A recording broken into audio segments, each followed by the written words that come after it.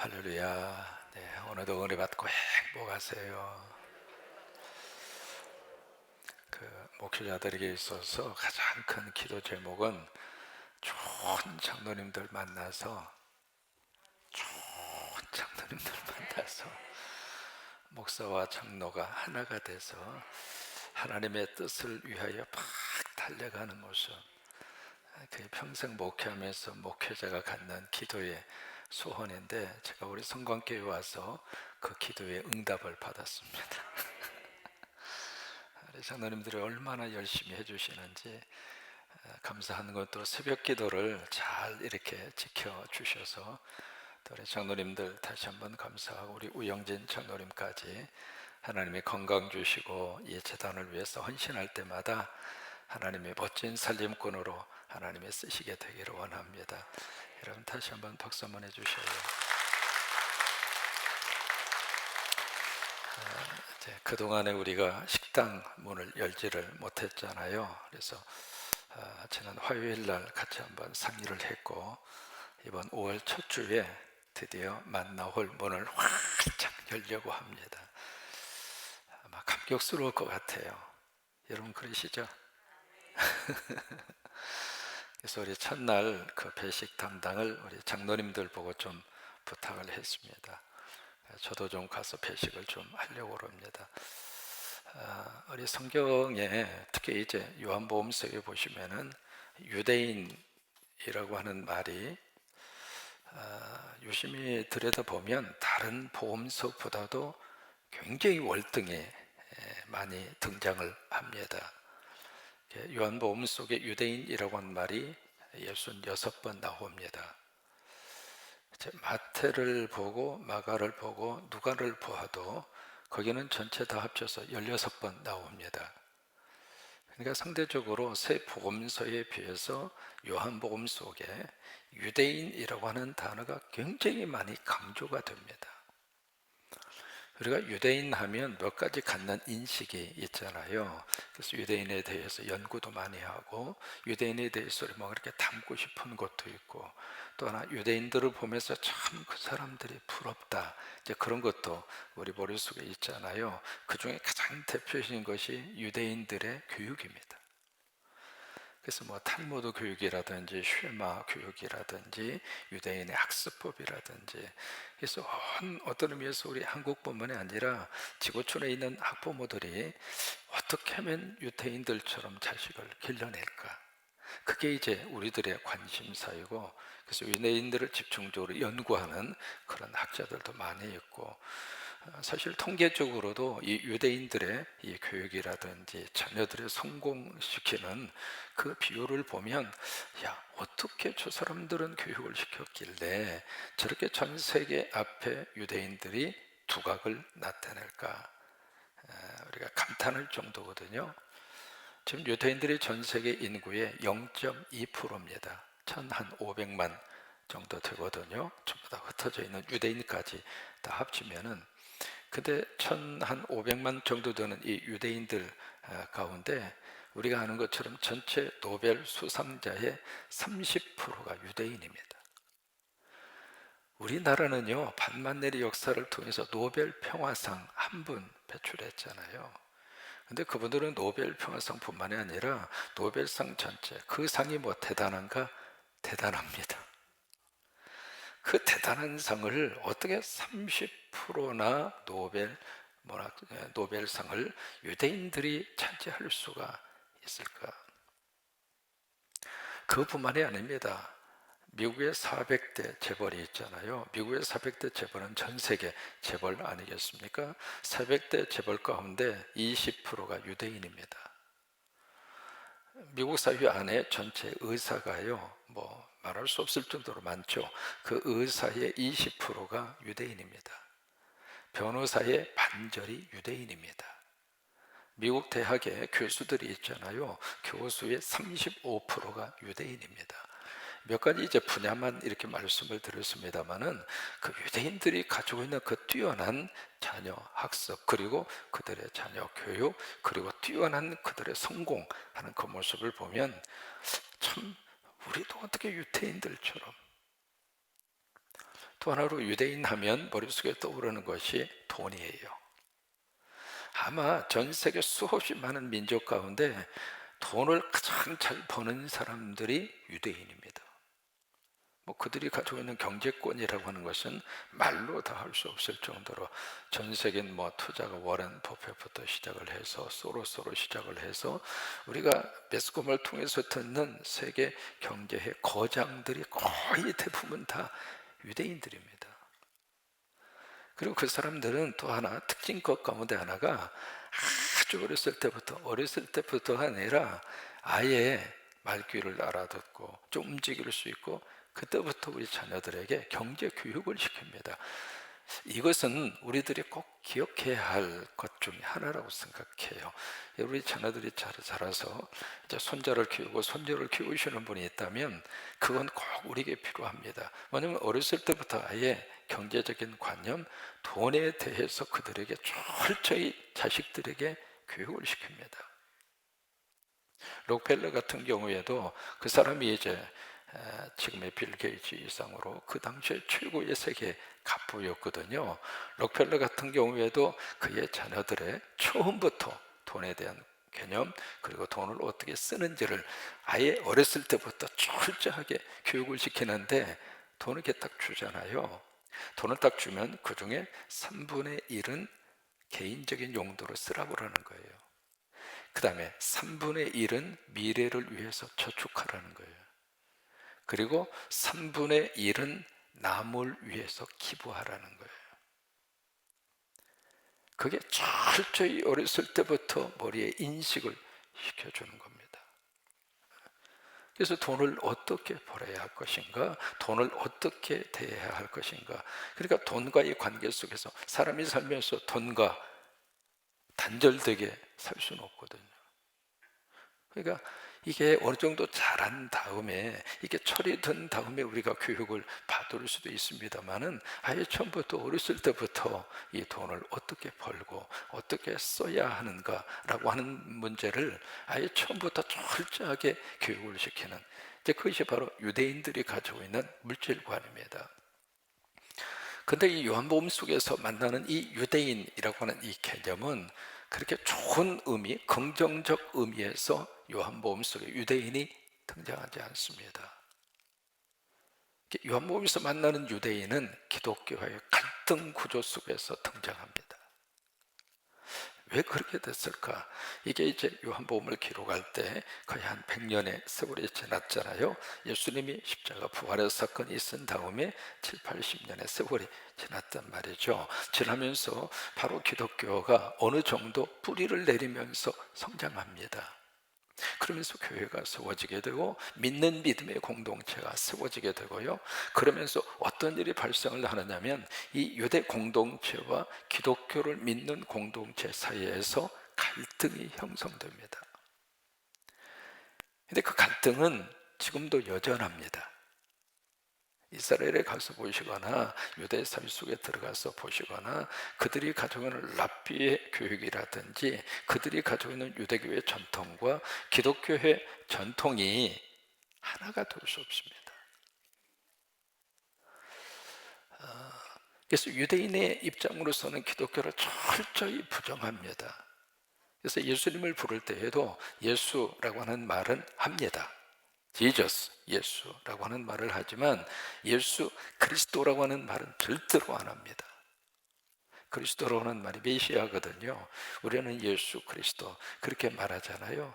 한번 해보시죠. 시작. 예수 그리스도. 우리는 자연스럽게 고백해요. 왜? 예수님이 메시아이고 예수님이 그리스도고 그 사실을 우리는 믿거든요. 거기에서 기독교가 시작이 되는 겁니다. 근데 유대인들은 예수라고 하는 것은 인정을 하지만 그 뒤에 메시아 그리스도라고 하는 말은 안 붙입니다. 아직 메시아 그리스도가 안 온 거예요. 그게 유대교예요. 그래서 유대교 입장으로서는 그들이 이제 유일신을 가지고 있잖아요. 하나밖에 없는 하나님, 우리도 그 하나님을 믿어요. 근데 우리는 그 다음에 뭐가 지금 따라오는가? 삼위일체를 믿습니다. 그 하나님이 아들 예수 그리스도로 그리고 성령 하나님으로. 그래서 우리가 삼위 하나님을 믿거든요. 아멘이죠? 그게 이제 믿음의 기초예요. 근데 유대인의 입장으로서는 유일신 하나님이 어떻게 성령 하나님이 되고 성자 하나님이 될 수 있느냐? 그것은 유일신 하나님의 믿음을 근본적으로 부정하는 것이다. 그렇게 바라보는 종교가 유대교예요. 그런 갈등의 기로가 이 요한복음이 쓰여질 당시에도 같이 그렇게 흐르고 있었어요. 어느 정도인가?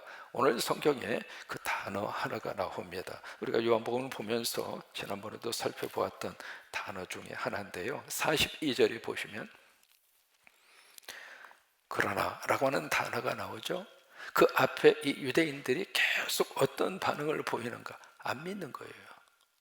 그래서 이렇게 믿는 자라고 하는 단어가 오늘 36절에 보시면은요, 너에게 아직 빛이 있을 동안에 빛을 어떻게 해라?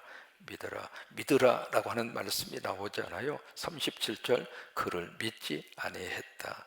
그 다음에 39절 그들의 등이 믿지 못한 것은, 이 믿음에 대한 문제가 쭉 그렇게 등장을 하고 있는데 42절에 보시면 그러나 관리 중에서 유대인들 중에서 믿는 사람이 좀 생긴 거예요.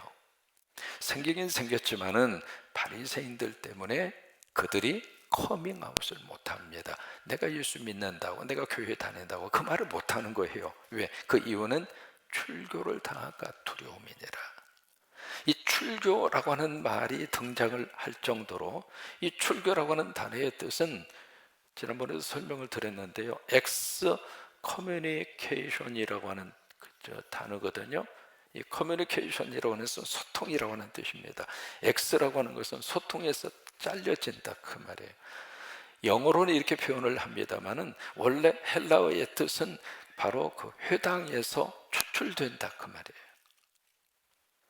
그러니까 그것이 그 당시 유대인과 기독교 사이에서의 갈등이었습니다. 그래서 요한복음은 지금 이제 요한복음을 통해서 쭉 이 유대인들을 그렇게 많이 등장을 시키는 겁니다. 오늘 성경도 마찬가지거든요. 예수님께서 여러 가지 뭘 많이 행하셨는가? 표적을 많이 행하셨다는 거예요. 우리가 요한복음을 보면서 표적 문제를 우리가 많이 들여다봤잖아요. 표적을 그렇게 많이 행하셨는데 모든 표적은 모두 몇 가지인가? 대표적으로 7가지 아니면 8가지로 그렇게 규정을 하잖아요. 그래서 이 표적을 대표적으로 딱 하면 서로가 이제 대칭이 됩니다. 여기에 물을 이제 뭘로 만들죠? 포도주로 만들어요. 그 다음에 여기 뭐가 있냐면 예수님의 십자가와 그 다음에 뭐가 나오냐면 부활이 나옵니다. 서로 대칭이 되는 거예요. 그 다음에 여기 올라가서 이제 보시면은 왕의 신하의 아들을 어떻게 하면 살려냅니다. 그죠? 거의 죽은 그 아들을 살려내잖아요. 이쪽으로 와서 보면은 죽은 누구를 살리죠? 나사로를 살려요. 그 다음에 이쪽에 와서 보면은 38년 된 병자를 베데스다, 바로 그 연못에서 치유를 해줘요. 근데 이쪽으로 와서 보면은 태어날 때부터 그 소경된 사람의 눈을 뜨게 해줘요. 치유의 역사잖아요.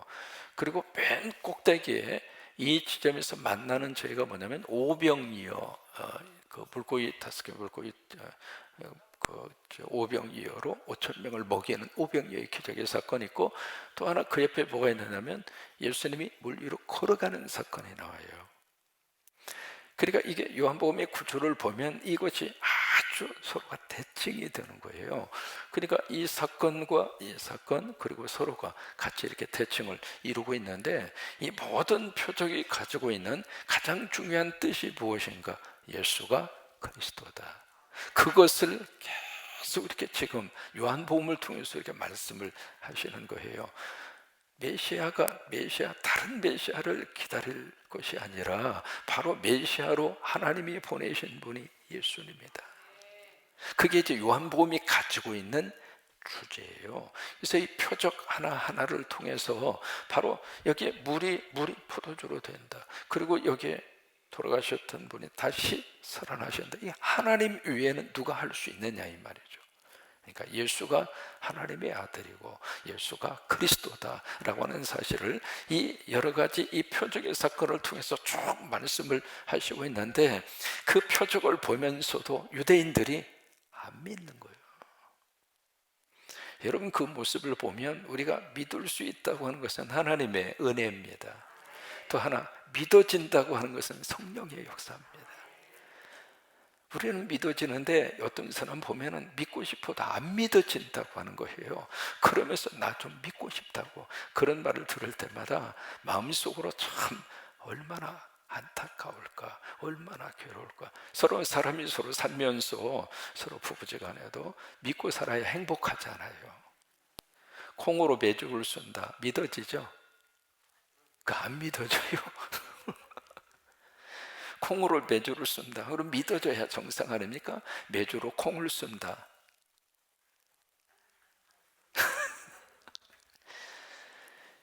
이게 믿어지는 것이 행복한 건데, 아무리 해도 갖다 손을 만져보게 하고 설명을 하고 그리고 거기에 대한 증거까지 제시를 하고 전부 해도 안 믿어진다고 하는 거예요.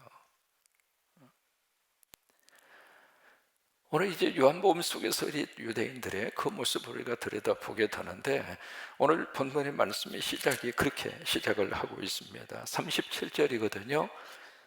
이렇게 많은 표적을 그들 앞에서 행하셨으나 그를 믿지 아니하더라.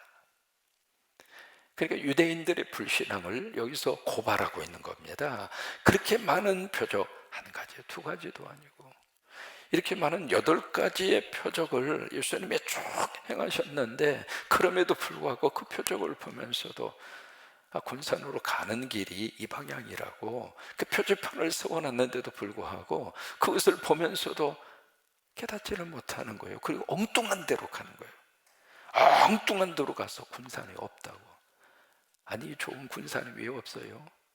제가 군산에 와서 살아보니까 대한민국에 최고로 좋은 동네가 군산이더라고요. 이거 표지판을 못 보고 지나치면서 군산이 없다는 거예요. 그러면 이 답답할 노릇을 어떻게 합니까? 예수님이, 하나님이 이 땅에 오셔서 그렇게 많은 표적을 행하시면서, 그래서 우리가 이스라엘에 가면 답답함을 똑같이 느낍니다. 우리 눈에는 그 갈릴리 바다를 쭉 걸으면서 주님의 숨결을 느끼고, 제가 성지순례를 다니면서 가장 가슴에 벅차게 느껴오는 동네가 갈릴리입니다. 다른 동네는 굉장히 많이 상업화되어져 있고요, 다른 동네는 분위기 자체가 많이 현대화되어져 있고 그래요. 그러나 갈릴리에 딱 가서 보면은 그 지형이라든지 좀 이제 동네라든지 그것은 많이 바뀌어졌죠. 그러나 기본적으로 예수님 당시의 모습을 어느 정도 우리가 느낄 수 있는 현장이 갈릴리거든요. 갈릴리.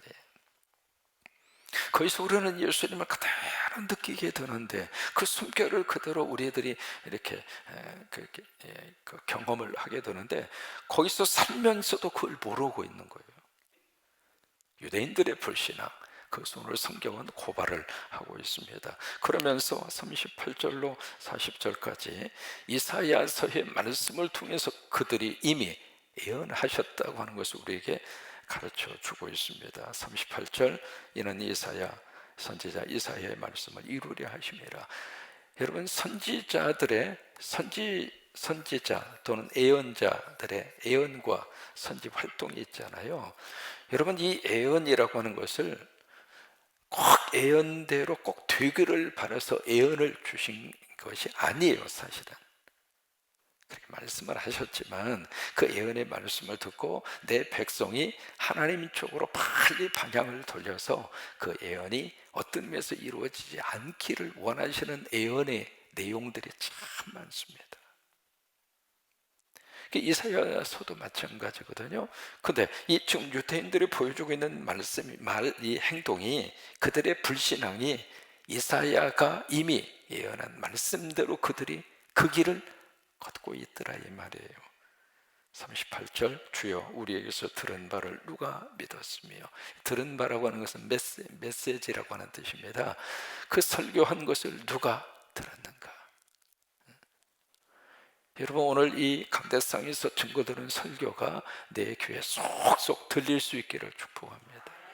그 설교가 내 영혼 속에 새겨지기를 축복합니다. 가장 행복한 신앙생활은 설교가 내 속에 들리는 거예요. 그게 가장 행복합니다. 설교 잘하고 못하고 그 차원을 뛰어넘어서 그 설교가 하나님의 말씀으로 내 귀에 쏙쏙 들어오는 신앙생활을 하는 것이 최고로 행복한 겁니다. 근데 여기에 누가 메시지를 들을 자가 누구냐? 그 말, 이사야의 탄식입니다. 주의 팔이 누구에게 나타났나이까? 주의 팔이 누구에게 나타났습니까? 뭐예요? 주의 능력이잖아요. 주의 권능이잖아요. 믿음 안에서 주님의 팔이 여러분들에게 나타나셔서 그 팔이 내 가정을 감싸 안아주시고, 주님의 팔이 우리 자녀들을 꼭 붙들어 주시고, 주님의 팔이 선교 현장을 살림의 꽃으로 피워주시고, 그런데 그 주님의 팔이 누구에게 나타났습니까? 나타나지 않았다 그 말이잖아요. 유대인들의 불신앙 그 속에는 하나님의 역사하심과 하나님의 능력이 단절됐다 그 말이에요. 39절, 그들이 능히 믿지 못하는 것은, 유대인들의 불신앙, 그것은 바로 이것 때문이다. 그러면서 이사야가 또다시 예언합니다. 40절 같이 한번 읽으시죠. 그들의 눈을 멀게 하시고 그들의 마음을 완고하게 하셨으니, 여기 잘 보셔야 됩니다. 마치 하나님이 못 믿게 하고 하나님이 못 믿게 그들의 마음과 눈을 멀게 했다, 그거 아닙니다. 결과론적인 표현입니다. 이는 그들로 하여금 눈으로 보고 마음으로 깨닫고 돌이켜 내게 고침을 받지 못하게 하려 함이라 하였음이더라. 그렇게 선지자들을 보내고 그렇게 말씀을 주셨음에도 불구하고 그들이 눈앞에 있는데도 보이지 않고, 그렇게 하나님의 역사하심이 나타났음에도 불구하고 마음을 딱딱하게 굳어질 대로 굳어지고 완악할 대로 완악해져서 이 말씀이 내 심령에 떨어져야 30배, 60배, 100배로 결실을 맺는데 이게 돌짝파지라. 그래서 그 모습을 이사야 선지자가 이렇게 말씀을 하시고 있는 거거든요. 마치 애굽의 바로 왕이 이 모세와 아론을 통해서 재앙을 계속 그들에게 내리잖아요.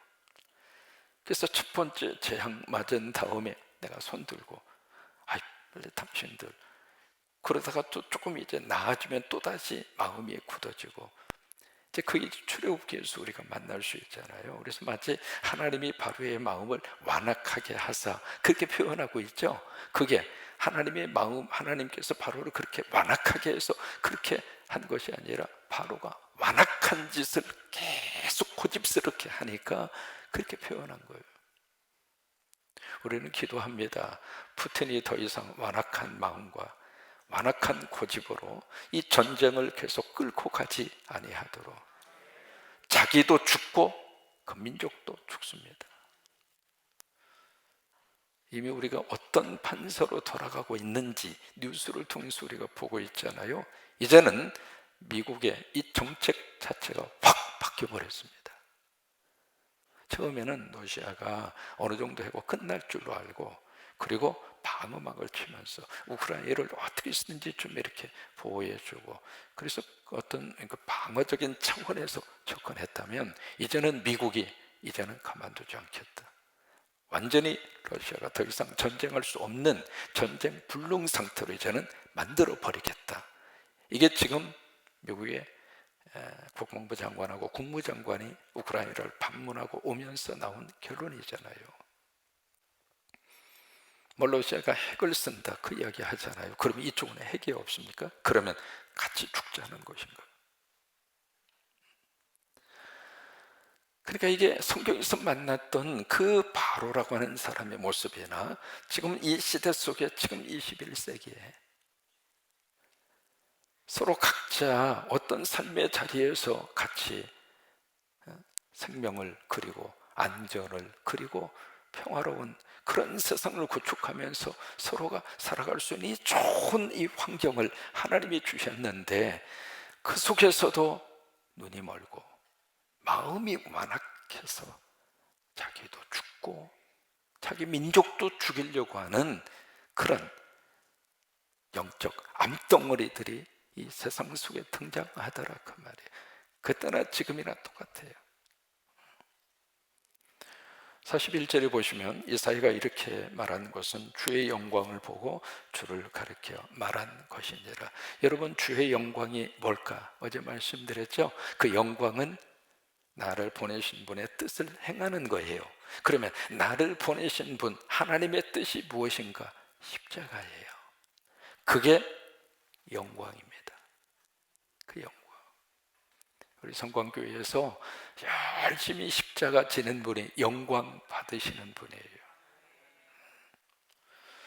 그런데 42절에 아까 우리가 읽은 대로 그 가운데서도 유대인 중에서도 예수를 믿는 사람이 간혹 있었다 그 말이에요. 있었으나 그들이 예수를 나의 그리스도로 믿으면서도 그들 스스로가 고백할 수 없는 분위기였더라 그 말이에요. 그것이 바로 출교였어요. 그러면서 이제 그 다음에 그 말씀을 하십니다. 이런 속에서도, 이 출교의 그 위험 속에서도 나를 믿는 자, 그 다음에 믿지 않는 자, 불신앙, 그 두 사람의 부류를 확 이렇게 나누면서 나를 믿는 자는 빛에 다니겠고 나를 믿지 않는 불신앙인들은 어두움 가운데 있을 것이다. 나를 믿는 믿는 그 사람에게 있어서는 구원과 영생을 하나님이 주실 것이고, 나를 믿지 않는 불신앙인들에게는 심판과 그리고 지옥이 있을 것이다. 그게 이제 그 다음 말씀입니다.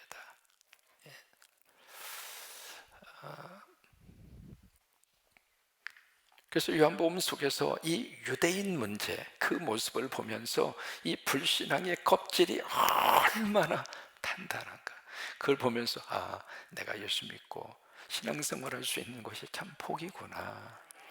그래서 이게 성경을 펼쳐서 이렇게 이제 쓰시는 분들 참 많으셔서 감사해요. 성경을 필사하시면서도, 성경을 읽으시면서도 이게 때로는 믿어지지 않아서 힘든 부분도 없지 않아 있어요. 이 성경 전체를 읽으면서 다 이해가 되면 얼마나 좋겠어요. 그러나 때로는 이해되지 않을 때도 있고 이렇게 걸릴 때도 있습니다만은, 그러나 전반적으로 큰 흐름에 있어서 예수님이 나의 구주구나, 예수님이 나의 메시아구나, 나 예수 믿고 죄 용서받고, 나 예수 믿고 나 천국 가고. 어제도 이제 병원에 신방을 갔습니다. 그분이 지금 온몸에 암이 전체가 다 퍼졌어요. 그래서 이제 신방하면서 아프죠. 그러니까 목사님 너무 아파요. 사람이 이렇게 보면 그런 경우에 목회자로서 하도 그런 경우를 많이 보니까 발을 이렇게 만져보면 조금 감이 와요. 발을 만져보니까 발이 얼음장이야. 조금만 드셔도 막 다 토하시고. 같이 이렇게 만나서 그랬습니다. 집사님, 우리 정직하게 이야기 한번 해보십시다. 나도 집사님도 이 세상 떠나가는 것 인정하죠? 그랬더니 알죠. 몇 가지 질문을 드리니까 그 집사님이 아멘 아멘 하시면서 그 머리 위에 안수하고 그러고 왔어요. 우리가 믿어진다고 하는 것이 참 하나님의 은혜구나. 그리고 그 순간에 내가 이 세상 떠나도 내 갈 데가 있고 나를 맞이하실 분이 있고. 그래서 저는 이어령 교수가 마지막 떠나면서 죽음에 대한 그의 해석과 죽음에 대한 그의 모습이 참 마음에 깊이 와닿아요. 자기는 죽음이라고 하는 것은 마치 들녘에서 그냥 친구들하고 놀고 있는데 저녁 때 집에서 엄마가 막 부르면 엄마 품에 안기는 것이다. 저는 그 표현이 너무 좋더라고요. 왜냐하면 엄마가 내가 생명이 나온 곳이잖아요.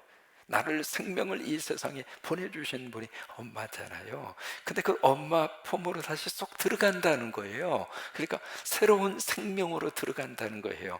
참, 나 이여름 교수 그런 표현을 써준 것이 고맙더라고요. 그렇구나.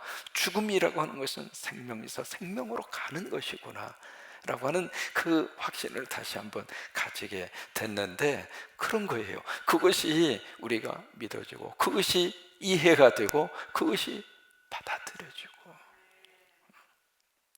오늘 유대인의 불신앙을 보면서 우리가 그런 것들을 다시 한번 마음속에 생각을 하게 됩니다.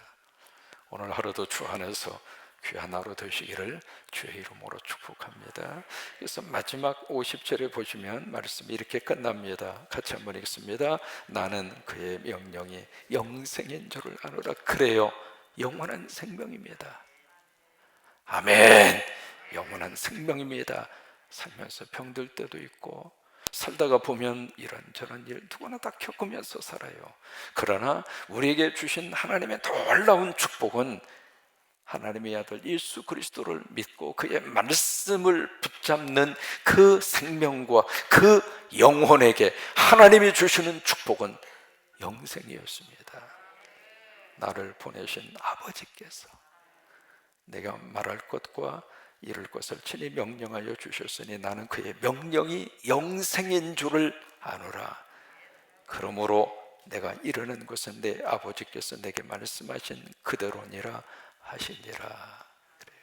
그래요, 예수 그리스도가 하나님이시고 예수가 그리스도이시고, 요한복음을 통해서 그 은혜가 더 강하게 부어질 수 있게 되기를 주의 이름으로 축원합니다.